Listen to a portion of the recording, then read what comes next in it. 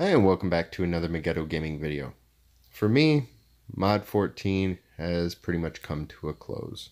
I found myself more and more exploring older parts of Neverwinter because the castle's done. I've almost got enough shards of prominence, and the prominence is broken. Got the Eclipse to Unparalleled. I got the Razorwood Companion. I've got the Swarm Mount. I've done hunts till I'm blue in the face, and yeah, it was a tiny mod.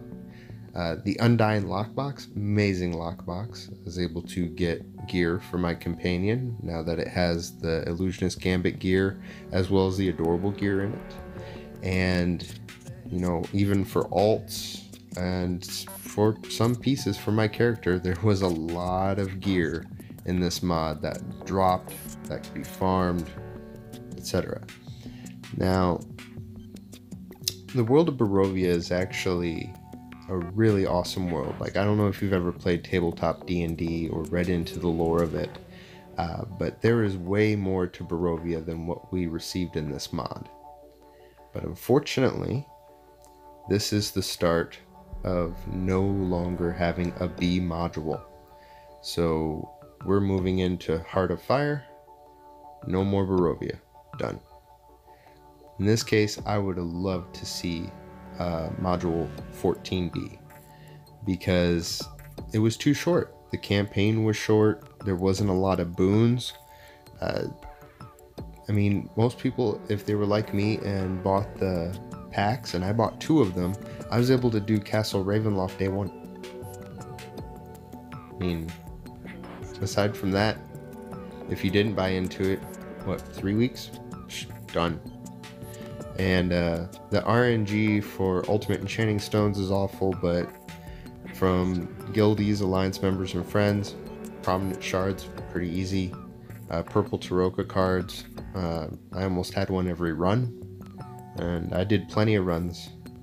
And speaking of Castle Ravenloft, oh, is it buggy. It is easier than Tomb of the Nine Gods, it's easier than Cradle of the Death God, but the bugs are really the only thing that made it difficult.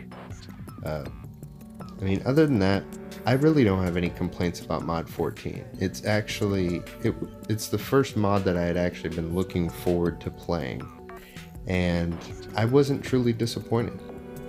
The hunt system and everything entailed in that was a little weird, but I mean, there are different ways that you can make RP, AD, salvage.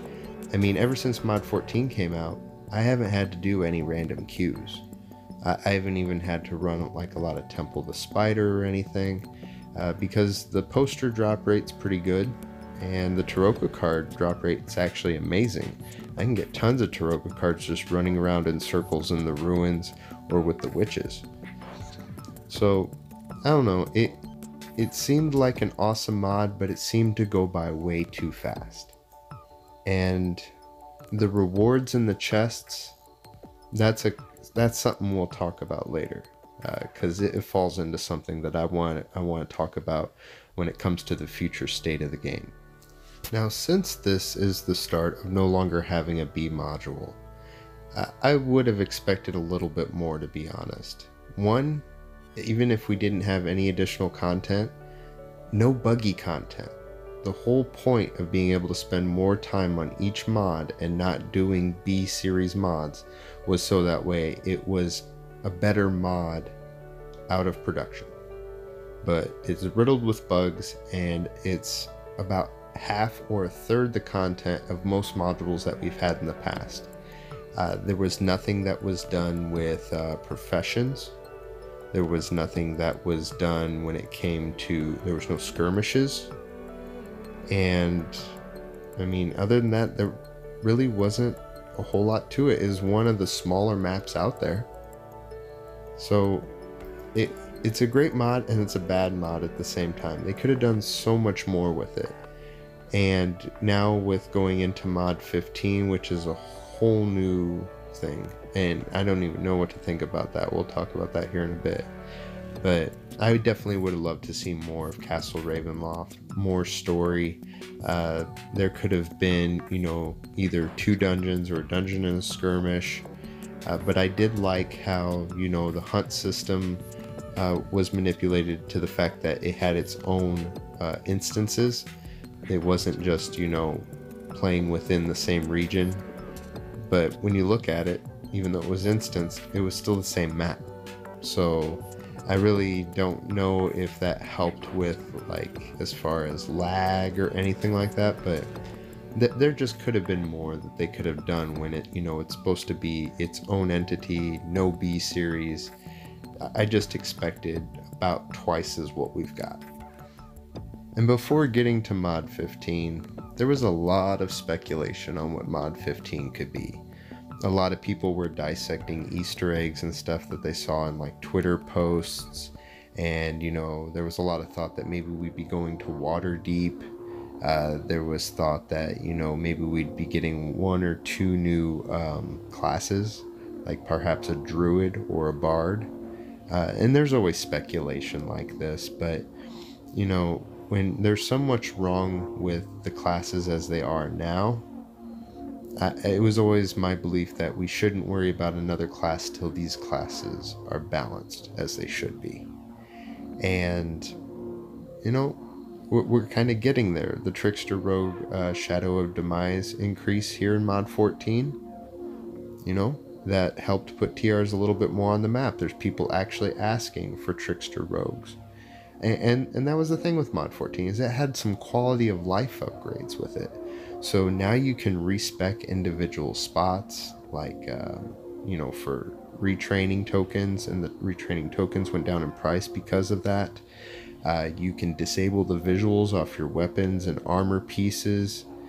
So yeah, there was a lot of little quality of life changes in there. And they were kind of shadowed over a bit, but yeah, that's one of the things that I like, is having those little fixes here and there that help the gameplay along.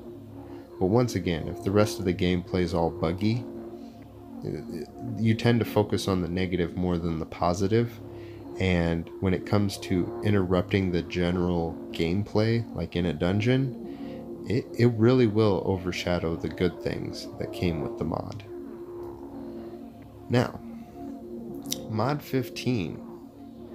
There's actually a lot of people up in arms about Mod 15. They expected a lot, just as myself did. With no B series any longer, this should be the hugest, biggest thing, and then we play, and then get to 16. So when we saw the teaser trailer for Mod 15 for Heart of Fire, it looked more like Day of the Dungeon Master on a light dose of steroids, to be honest. The teaser doesn't make it seem like it's an actual mod. And there really hasn't been a whole lot of information released about it. So, a lot of people are getting very defensive. It's like, this isn't standard lore, you're going outside the story arc. This looks very campy. A lot of people are very worried. Now, we have come to find out some information about Mod 15, but not as much as we would like. It's made with the C team from Acquisitions Incorporated by Penny Arcade. So it's based off their silly type dungeon delves that they do on their own, and they have their YouTube channel and their podcast. But we don't know a whole lot. But we almost want to think that it'd be closer to the amount of content that we would have gotten Mod 10. So, when it comes to skirmishes, dungeons, professions, additional gear, story arcs, new regions, the whole 9 yards.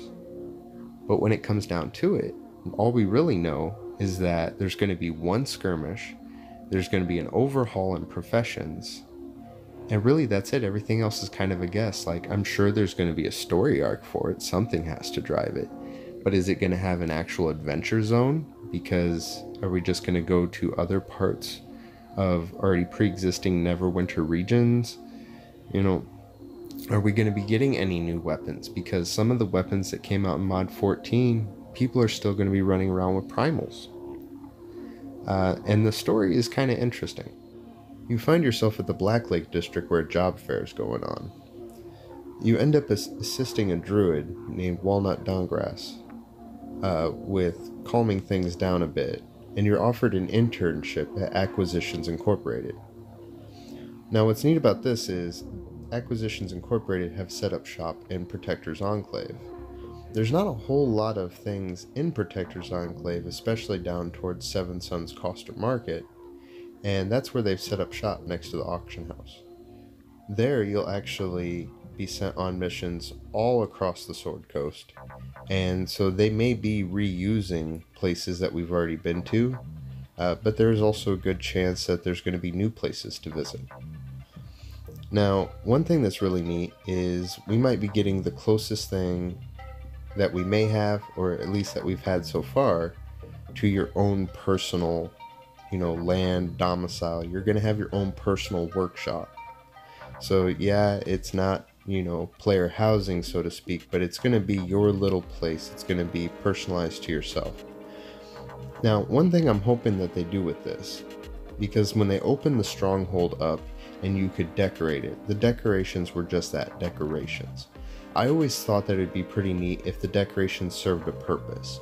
So like if you got a purple chair or something, that chair could give anyone that's in that guild 100 points of defense. Nothing major. The more you decorated the guild hall, the more this stuff stacked up.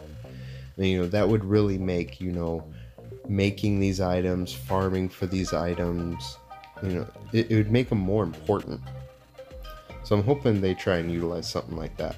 Now the other thing is they're going to be doing a professions overhaul.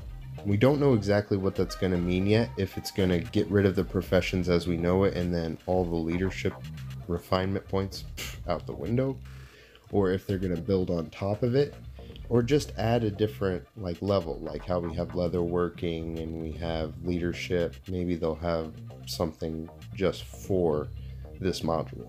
We don't know yet.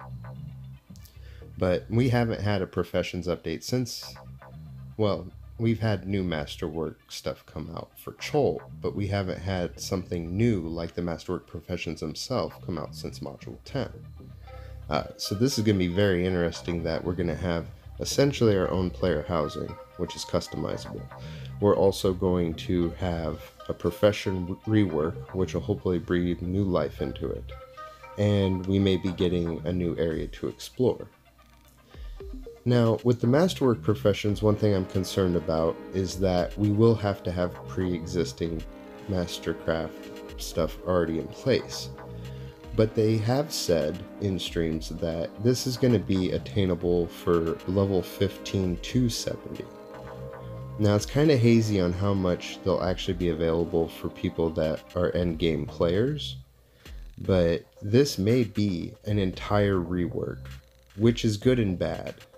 Masterwork professions are insane, but for those that have already invested in it, this could be, a punch in the gut.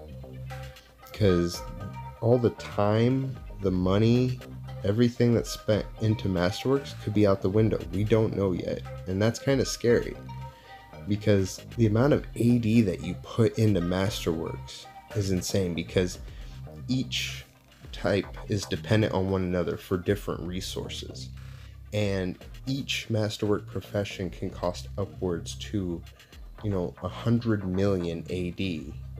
If you want to speed it up, but I mean, just to do it in general, and if you're lucky, have good RNG, can find the legendary crucibles and things at a good deal in the trade house, or you can get the Forge Hammer of God out of a drop from an event. It might not cost as much, but it is a very costly thing to do. So I hope they don't eliminate it completely, but part of me does, because it's just such a hard grind and so much AD spent to get that masterwork profession. So we'll have to see what happens. Now, as far as the skirmish goes, there have been no details on that yet. other than it says something about saving royalty. Apparently with that, and as well as the end of campaign, there's supposed to be really good rewards. We don't know what those rewards are yet, if they're going to be good for end game players. They kind of hinted that it was, so we'll have to see, but so far it seems like it's mostly for as you progress. So, you know, most things become unlocked when you hit rank 15 in this game, and that's when apparently you're going to be able to work for Acquisitions Incorporated. And it'll definitely be interesting, you know, to not have something dark and dreary like something looming overhead, to, you know, have a different storyline, something a little more lighthearted and silly. So the C team through Penny Arcade, they're not the silliest out of the bunch. I think the A team is the silliest, and the B team is more serious, and C is kind of a middle ground as far as how they interact. And so if they're the ones creating this, I think there will be some like intensity to it, but it's going to be very lighthearted and hilarious. I mean, you know, you're going to be going to fight off like a group of beholders that are just like hanging out. You know, it's going to be weird. So, you know, brace yourselves for something a little different than what we've been used to. Now, the last skirmish that we had was Merchant Prince's Folly, and there were ups and downs to that. It was very short, and until they patched a couple things, you actually got a lot of rewards. They weren't very good. I mean, there were better mounts that you could get. I mean, the shirt and pants were not bad, and you know, you could get, I mean, there was a good variety, we'll say, of stuff in there, but it wasn't overly great. Like, after you've got, you know, the mount and whatever, and the pants and the shirt, you're kind of done. So yeah, it had an abundance, but nothing overly great. So I'm really hoping that the skirmish in this one does give better rewards, because most people after the first week stopped running Merchant Prince's Folly. Now, what about the future of Neverwinter after Mod 15? We've said we've wanted, you know, better PvP arenas, we've wanted old dungeons, we've wanted more dungeons, you know, we've wanted a new class, we've wanted to have reworks and balances of the classes. Well, a lot of that actually hinges on the last part, the balances and reworks. Now, we've heard talk about reworks and stuff for quite some time. You know, especially me being a trickster rogue, we've always been fighting to have a rework done, even though the last Shadow of Demise buff kind of helped us out a bit. But back in 2017, Tom Foss was like, oh yeah, that's on the radar. We want to make sure that, you know, everybody has a good experience. And so we're really working to make sure that, you know, we balance out the classes accordingly, you know, not making everything too overpowered, not having to do a lot of nerfs. And I understand that, that's pretty cool. But the bad thing is then again in 2018, we hear the same thing. Oh yeah, it's on the radar, you know, we're planning on doing it, you know, it'll happen. You know, don't worry, we've got it. We're understanding that we want to, you know, go forward with this, and you know, we're not happy with the 2DC meta, and yeah, we definitely want to make sure that we get this taken care of. Okay, understandable. Present day, we actually know a little bit more, but they only have 2 designers on this. Only 2. Now, if they're scrubbing through statistics based on how we perform in dungeons, that's one thing. But the last time I knew, a standard group was 5 players. So unless they're playing with their hands, their feet, and one of them maybe is playing with their mouth, how can they test the group dynamic properly? Plus, only 2 designers? I know they're doing stuff with Magic the Gathering, but man, that's spread pretty thin. So if they're just now admitting that they have 2 designers on it, you know, and they're focusing about 25% of their resources on there to get the fixes done, I mean, how long is that going to take? Because you can ask any class or any person that runs a certain class, there's a lot of stuff wrong. And they're not even going to think about putting out a new class until the balances are done. They're not going to think about expanding PvP until the mechanics and the classes are more balanced. You know, and especially when it comes to like leveling dungeons and changing item levels and raising caps, everything hinges on getting the balances and reworks done. And it was put on the back burner for so long, and now they're only devoting so many resources. So I'm hoping those two designers are freaking amazing at their job and they can knock that out as quick as possible. Because between all of the bugs, the glitches, the imbalance, the 2DC meta, all these things that need to be addressed could make the game better in itself without another module. So definitely let me know down in the comments section below. Are you excited about mod 15? Would you be happy if they stopped with the mods for a while and just focused completely on fixing the game? Maybe increasing the reward system? I personally would like to see a reward system where the specific key, like Astrahd's key or the frozen key or the runic keys, things like that, those keys got you better rewards than your regular epic dungeon chest key. So that way, you know what, they'd even make more money in people buying legendary keys. That would be something I'd be interested in. And then, you know, you'd want to run a dungeon more because there's going to be specific rewards in that chest over others. But definitely let me know, and I will see you out there. Thanks for watching. If you liked that video, check out these other two videos. You can follow me on Facebook, Twitter, and Twitch, and don't forget to subscribe.